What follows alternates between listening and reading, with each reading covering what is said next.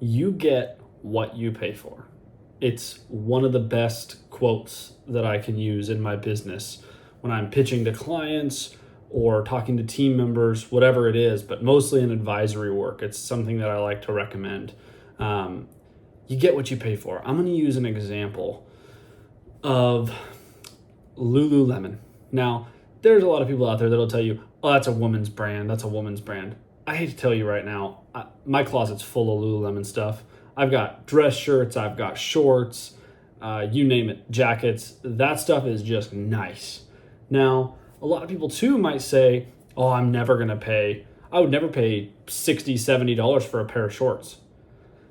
I bought my first pair of Lululemon shorts back in, it would have been spring of 17, just because I remember where I was working. Spring of 2017, summer of 2017, somewhere in there. I still wear them to this day, and they're in perfect condition. You get what you pay for. If I would have bought shorts from, say, H&M or, you name it, some off-brand short from Academy or Dick's Sporting Goods, I still wouldn't have those shorts today. There's no way. They would have been Goodwill or thrown in the garbage, or something I spend $15 for. I don't really care. Just throw it away, right? My whole point in bringing this up is you get what you pay for. I paid, let's say I paid $75 for those shorts. Let's just use that for easy math. They've lasted me 8 years. 8 years almost to the date, to the season, right? 8 years. They've cost me less than $10 a year that I've owned them, okay? And I still have them in perfect condition. It's the same in business too. You get what you pay for. I didn't buy crappy shorts because why? Now, in 2017, I probably didn't have the money to even afford those, but I was stupid. I did it. But now I still buy Lululemon. I can afford it. But again, I get what I pay for because I know they're going to last forever. Let's compare it to a service that we offer. So one of the things that we do is bookkeeping for clients, and also CFO services on top of that, which is kind of an advanced service that we do if we do your books.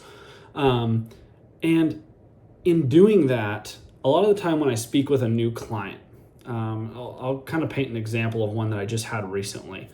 Client's unhappy with his bookkeeping because his accountant's not very responsive, they're making mistakes, you name it. They're not good, and they're not giving him what he needs, because he needs to know at the end of the month if he made money or lost money. He needs to be able to read his financials and have it tell him a story.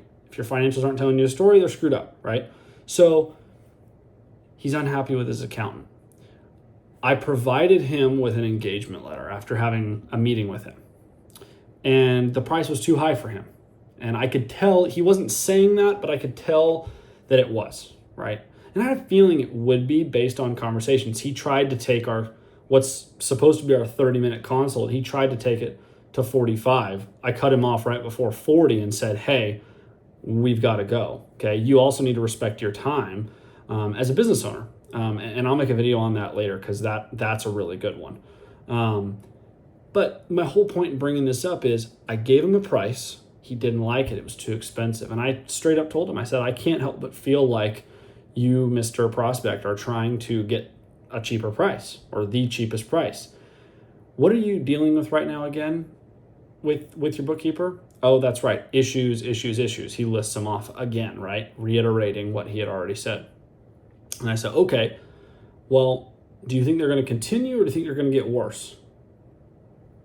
Or do you think they're going to get worse, or do you think they're going to get better? Well, they're not going to get better. Okay, great. And what is it costing you to deal with those issues? Well, I'm not able to understand if I'm making or losing money, which then I'm not able to make decisions. I get this all the time from prospects. Well, I'm thinking about just doing my books on my own. Oh, okay. So let's just say hypothetically, your books take you 5 hours a month. Let's say super quick, super small, right? What's your billing rate? A lot of my clients, they'll have a billing rate of $200, $300, $400, $500. I mean, if you do the math, you're gonna take away 5 hours of potential billings to do your books when we're going to charge you a fraction of that, it doesn't make sense. It doesn't make sense. You're tripping over dollars to save pennies, or tripping over pennies to save dollars, right? It just doesn't make sense. So my whole point in circling this back around to you get what you pay for is, what are you going to get when you pay just a little bit more for a really good service? You're going to get quality, peace of mind, understanding of your financials in this example, and you're going to be able to make decisions and make decisions accurately because you're going to have your financials, right? So you get what you pay for. I hope that all makes sense. If anybody has any questions when they're watching this video, feel free to leave a comment and I can help you in any way, or any industry that you might be struggling with this in. And go check out some more videos from our channel.